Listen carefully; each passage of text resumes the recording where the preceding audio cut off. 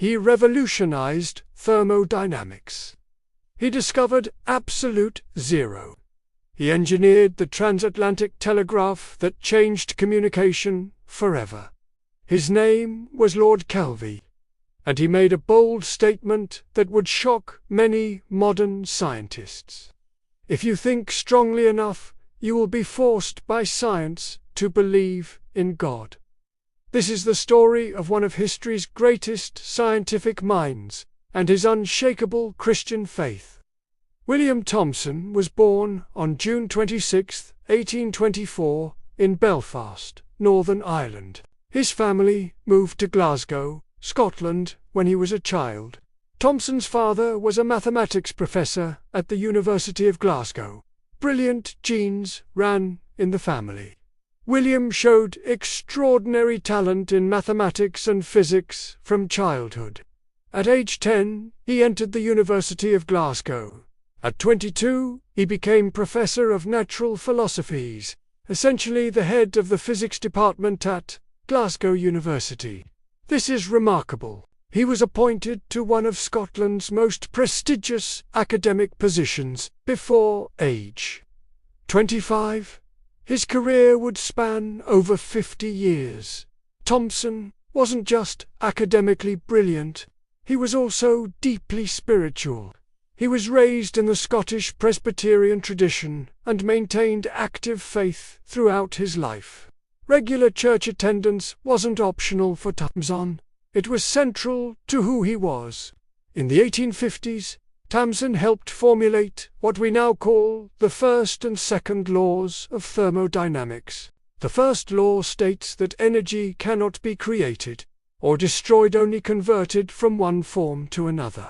Total energy in a closed system remains constant. The second law states that entropy disorder, or randomness, always increases in isolated systems. Heat flows from hot to cold, never spontaneously the other way. These aren't just abstract theories, they're fundamental truths about how the universe works. They govern everything from steam engines to stars. Thomson's contribution was crystallizing these laws mathematically and showing their universal application. He provided the theoretical foundation for modern thermodynamics. But here's what's remarkable. From these laws, Thomson made an astonishing discovery. If entropy always increases and heat always flows toward equilibrium, the universe is moving toward a state of maximum entropy, a condition where all energy is evenly distributed and no more work is possible. Thomson concluded, the universe must have had a beginning. It couldn't be eternal. An eternal universe would already be in maximum entropy, dead, inert, unchanging. Therefore, Thomson reasoned, the universe was created. And that creation implied a creator. From thermodynamic principles, Thomson calculated something profound. There must be an absolute minimum temperature.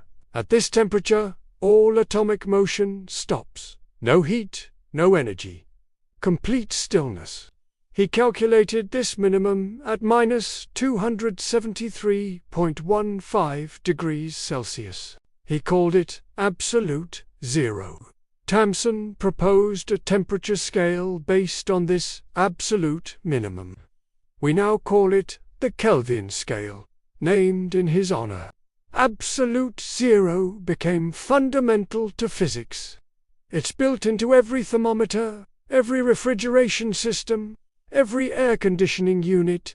The Kelvin scale is used in all scientific and engineering work because Thomson's absolute zero is the only truly universal reference point for temperature. What's crucial?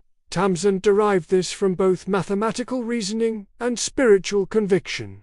He believed the Creator had designed a universe with absolute boundaries, and those boundaries revealed divine order.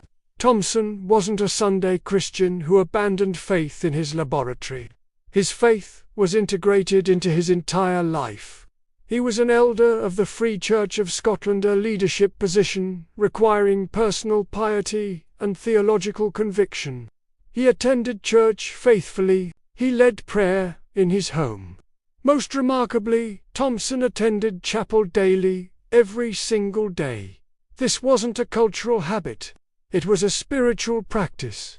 His famous quote expresses his deepest conviction: "If you think strongly enough, you will be forced by science to believe in God." Thomson believed that rigorous thinking about nature inevitably led to God, not despite science, but through it. Understanding how the universe worked, its order, its laws, its precision pointed toward an intelligent creator. He said, "The more thoroughly I conduct physical investigations, the more I believe that science is not antagonistic to religion, but rather a powerful means of arriving at religious conviction." For Thomson, science was a pathway to faith. Discovering God's laws deepened reverence for the lawgiver. Thomson didn't just theorize, he engineered practical solutions that changed civilization. His greatest engineering achievement was helping design the transatlantic telegraph, cabled the first telegraph line to span the Atlantic Ocean, connecting North America to Europe. This wasn't simple. Telegraph signals degrade over long distances through underwater cables. Engineers couldn't figure out how to send clear signals across thousands of miles of ocean. Thomson solved the problem. He developed the mirror galvanometer, an instrument sensitive enough to detect the weak signals arriving after traveling through submarine cables. His instrument made the transatlantic telegraph possible. In 1858, the first transatlantic message was transmitted. Communication between continents became reality. This was revolutionary. It shrank the world. It enabled global commerce, news sharing, and cultural exchange, all because of Thomson's ingenuity. Queen Victoria recognized his contributions with a knighthood. He became Sir William Thomson. Later, he was elevated to the peerage and became Baron Kelvin of Largs, Lord Kelvin. Yet with all this recognition, Kelvin maintained his humility and his faith. Lord Kelvin's impact on civilization is staggering. The Kelvin scale is used in every scientific field. Every temperature measurement in physics, chemistry, astronomy, and engineering uses Kelvin's scale. The laws of thermodynamics he helped formalize govern everything from power plants to refrigeration to weather systems. His transatlantic telegraph work led to global telecommunications infrastructure. Yet what made Kelvin remarkable wasn't just his discoveries, it was his character. He was generous with colleagues. He welcomed criticism and debate. He remained humble despite his accomplishments. He also maintained his faith, publicly never apologizing for his Christian convictions, never suggesting that faith and science were incompatible. In an era when many intellectuals abandoned Christianity to embrace materialism, Kelvin stood firm. His faith was visible, vocal, and integrated with his science. He died on December 17, 1907, at age 83, still mentally active, still faithful, still honored as one of history's greatest scientists. The Kelvin scale endures. Thermodynamics endures.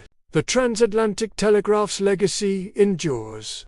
But perhaps Kelvin's greatest legacy is his example. A brilliant mind that never abandoned God. Lord Kelvin looked at the physical laws governing the universe and saw design, precision, order. He saw evidence of a creator. His thermodynamic laws revealed that the universe had a beginning, implying a beginner. His absolute zero showed that the universe operated within fixed, intelligible boundaries, suggesting an intelligent designer. Kelvin spent his life discovering God's laws, and his faith only grew stronger. He proves something radical. The greatest scientific minds don't have to abandon God. They can embrace faith while pursuing rigorous science, thinking strongly about how the universe works, as Kelvin said, forced him to believe in God. What do you think? Does Kelvin's example inspire you?